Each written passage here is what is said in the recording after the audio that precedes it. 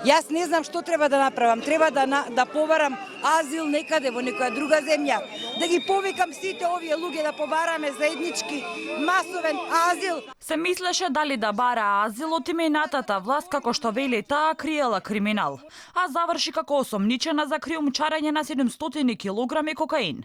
Актерката Силвија Стојановска, која повикуваше за правна држава на протестите на шарината револуција, сега е во домашен притвор. Оти обвинителството ја сомничи дека била логистика на наркобанда која пренесувала кокаин. Ева какви пораки испраќаше поддржувачката на протестите на шарините. Не верувам дека постои некој здрав разум кој што може да ја брани, да го брани овој начин на однесување со сопствениот народ, извинете. Грозно. Стојановска не е првата која заврши неславно, а беше дел од протестите.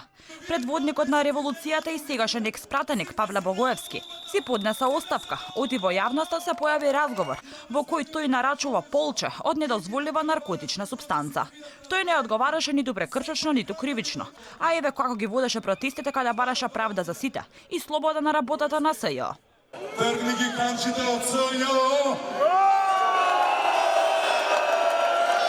Не можат тие безкричнени подлизуковци и партиски полтрони да држат правдата во заложништво. Инаку актерката Стојановска заврши во 30-дневен домашен притвор. Од американската ДЕА со шпанската и македонската полиција ја расплета мрежата на наркобизнисот на 6-члената група која требаше да наплати 20 милиони евра од продажбата на дрогата. Актерката Силвија Стојановска е осомничена дека била помагач на нејзиниот сопруг Воислав Будисављевиќ. Стојановска е осомничена дека работела по ингеренции на нејзиниот сопруг, кој имал забрана за патување во земјите на ЕУ.